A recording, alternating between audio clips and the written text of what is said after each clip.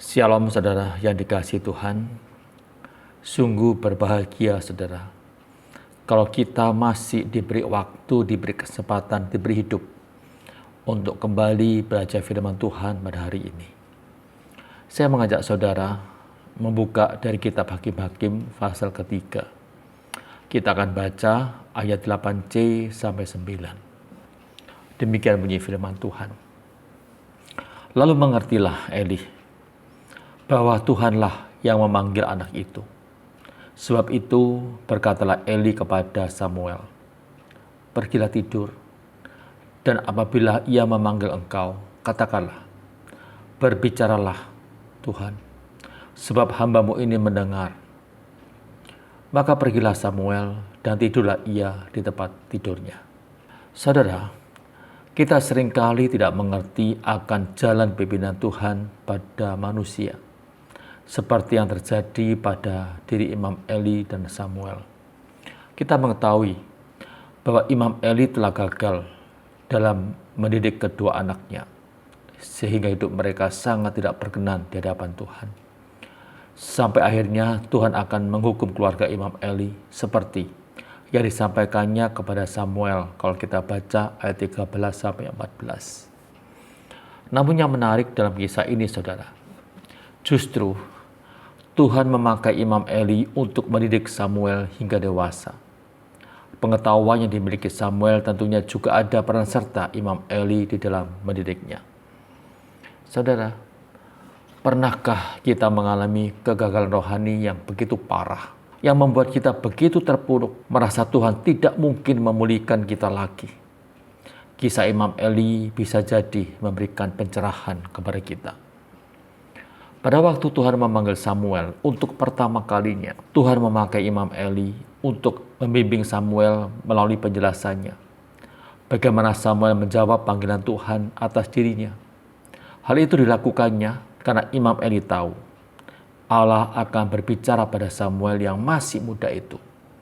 Sebagai anak yang penurut, Samuel melakukan apa yang diajarkan kepadanya oleh Imam Eli. Saudara kasih Tuhan, Alkitab memang tidak menjelaskan lebih rinci bagaimana kehidupan Imam Eli dan Samuel di dalam proses belajar mengajarnya. Tetapi dapat dipastikan saudara bahwa yang membimbing Samuel adalah Imam Eli. Tidak mungkin Hofni dan Pinehas, yaitu kedua anak Imam Eli. Dari peristiwa ini saudara, kita melihat sepertinya Tuhan memberi kesempatan kedua bagi Imam Eli untuk mendidik Samuel menjadi hamba Tuhan yang berkenan di hadapannya. Samuel gagal menjadi seorang ayah dalam mendidik kedua anaknya. Tapi dia cukup berhasil dalam mendidik Samuel untuk menjadi seorang anak yang dikasihi Tuhan dan juga dikasihi manusia. Saudara kasih Tuhan, dari kisah Imam Eli ini, kita bisa belajar bahwa Allah yang penuh kasih dan pemurah senantiasa memberikan kesempatan berbenah pada umatnya. Kesempatan kedua, saudara. Di mana melalui kesempatan kedua ini, kita harus bisa berbenah diri, memperbaiki diri, memperbaiki kesalahan yang kita lakukan pada masa yang lalu. Karena itu, jika kita pernah gagal, jangan terus-menerus berkubang dalam kegagalan tersebut. Saudara, segeralah bangkit, serahkanlah hidup kita kepada Tuhan, dan biarkan Tuhan memproses kehidupan kita sesuai dengan kehendak dan juga rencananya. Mari kita berdoa, saudara. Tuhan, terima kasih atas kemurahan-Mu yang memberi kesempatan pada kami untuk melayani Engkau. Siapa kami Engkau, Tuhan? Sehingga Engkau melayakan kami menjadi rekan kerja-Mu.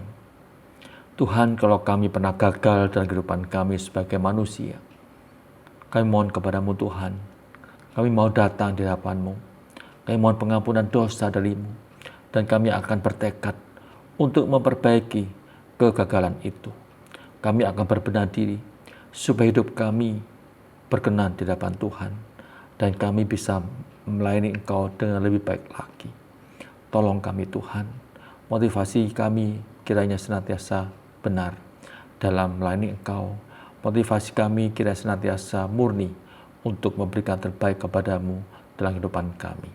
Kami senantiasa mau belajar untuk mendengar firman-Mu dan juga melakukan dalam kehidupan kami sebagai anak-anak-Mu.